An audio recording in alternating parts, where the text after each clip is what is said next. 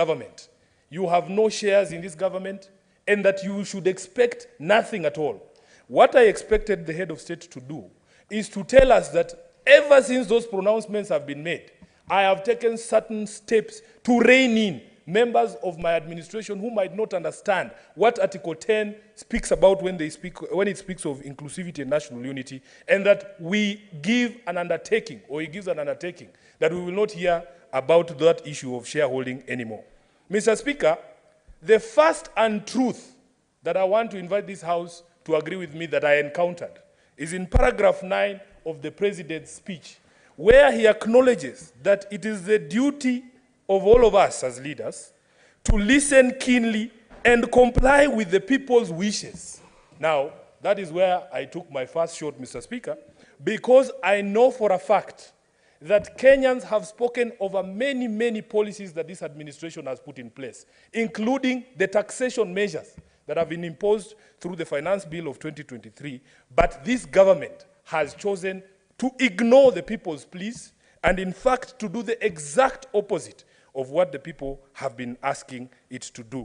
Mr. Speaker, the other value that I wanted him to speak to is the question of the steps taken by his government and the progress that has been achieved in strengthening democracy. Now, here I went for a double shot, Mr. Speaker, and I will explain why. The first reason, Mr. Speaker, and Honorable Kalwale has spoken very eloquently about what their generation did in order for them to achieve the freedoms that we enjoy during this time, Mr. Speaker, including the freedom of speech. And I suspect, Kalwale, even the freedom of demonstration and the right to picket. I saw myself, leaders of the church, being bludgeoned here. As a child, I saw those pictures of Reverend Joya in the streets here being bludgeoned by police officers just because he was exercising his right to protest. This same regime, this same government, Mr. Speaker, is doing the very same things. In fact, this year alone, it has bludgeoned more people than Moi bludgeoned during the time for multi-party democracy. As a leader of the opposition, I know that I have a right under Article 35, a right that Boni and his generation fought very strongly for me to be able to express my disaffection with the policy of government by protesting, by picketing. Now, I don't know how I can define picketing for my brother, Honorable Kalwale, but picketing includes putting a sufuria on your head. That sufuria on my head is not the solution I'm proffering, because I had proffered a solution that at the moment, because Kenyans are going through a difficult time, Mr. Speaker, please retain the subsidies.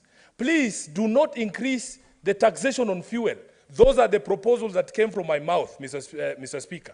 So that when you see me putting a sufuria on my head, that is not the solution. That is me picketing and drawing your attention to the solutions I'm proffering. But you have refused to listen to the people of Kenya. And yet the president would come and stand before the hallowed House of Parliament and say that he acknowledges that as a leader, he has a responsibility to listen to the people of Kenya. Mr. Speaker, contrary to what many people believe, I actually admire Senator Kalwale, because I have studied his history.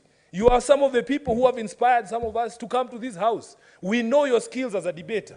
But Mr. Kalwale, Senator Kalwale, sometimes I understand your position as a whip in this house of the majority. You are handicapped. Some things you don't want to say openly here on the floor or even in public gatherings. Senator Kalwale, those confessions you've made here, that in fact in your stellar career as a politician, you have never been as unpopular as you are right now. And it is not because of your undoing. I honestly believe